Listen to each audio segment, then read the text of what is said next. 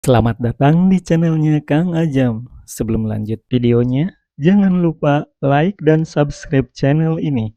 Terima kasih.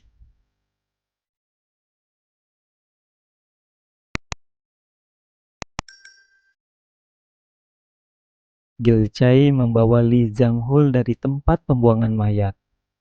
Dengan bersusah payah, Gilcai membawanya. Di tengah perjalanan, ada petugas istana yang mengetahuinya. Gilcai kaget dan bilang bahwa ia membawa orang yang sedang mabuk. Tapi akhirnya petugas itu mengetahui dan memberikan bantuan untuk membawa Lee ke rumah Gilcay.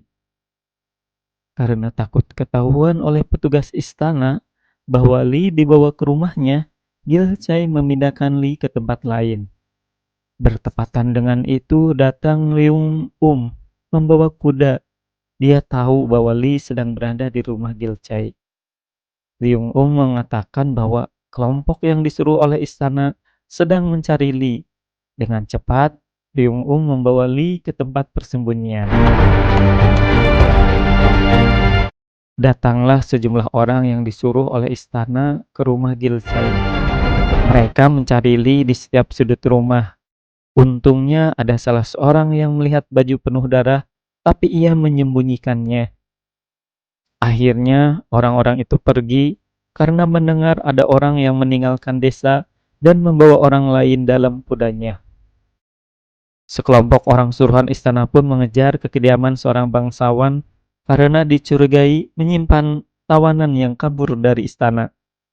Beruntung ada seorang pejabat yang keluar dari rumah itu dan mengatakan bahwa tidak ada tawanan di rumahnya.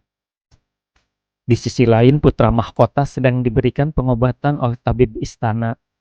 Dengan colok sana, colok sini, akhirnya putra mahkota bangun dari sakitnya. Bahagianya putri mahkota dan ia langsung membuat bubur buat suaminya. Putra mahkota yang baru sadar langsung meminta sebuah kertas untuk menulis surat kepada seseorang.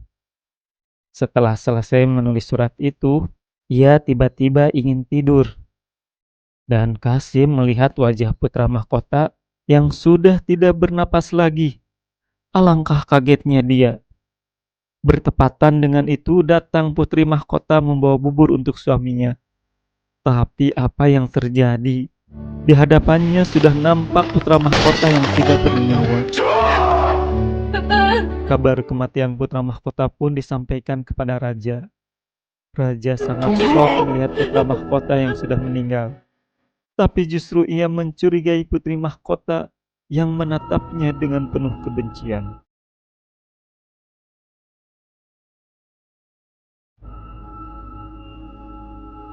Kembali ke Li.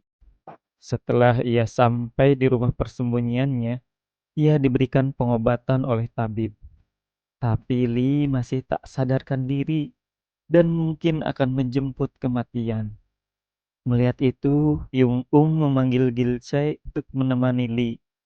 Takutnya itu adalah hari-hari terakhir Li. Dengan lemah lembut, Gilcay merawat Li. Li yang sedang tidak sadar ternyata sedang bermimpi tentang masa lalunya. Ia ternyata adalah anak dari ketua cendekiawan istana. Dalam mimpinya, ia melihat kakaknya yang menyukai pembantu yang bernama Yung. Tiba-tiba Li tersadar dan Gilcay langsung memanggil tabib untuk mengecek kondisi kesehatannya. Tabib itu berkata bahwa Li kondisinya sudah membaik dan bersyukur ia lolos dari kematian. Hanya sangat disayangkan dia kemungkinan kehilangan ingatannya sehingga tidak bisa mengingat siapapun. Mendengar hal itu, Gilcay bersyukur walaupun dia tahu Li tidak akan mengingatnya. Dengan berbagai cara, Gilcay membantu Li supaya dia bisa mengingat akan dirinya.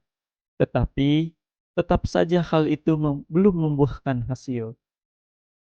Di sisi lain, raja yang ketakutan akan terjadinya kudeta yang menimpanya menyuruh para Kasim untuk menyiksa petugas yang bekerja di Putri Mahkota dan memerintahkan Putri Mahkota untuk diasingkan.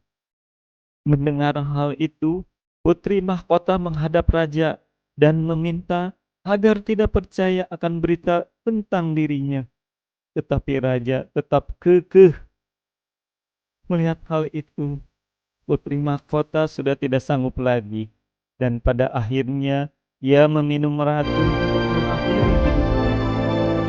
Raja semakin menjadi.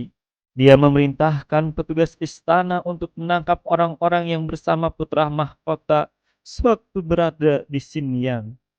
Dan salah satu orang yang dia cari adalah Li.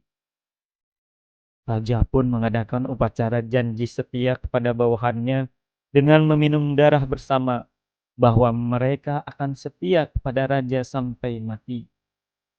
Di sisi lain, putri dari Raja Qing mendengar bahwa semua pengikut putra mahkota ditangkap dan dihabisi oleh raja.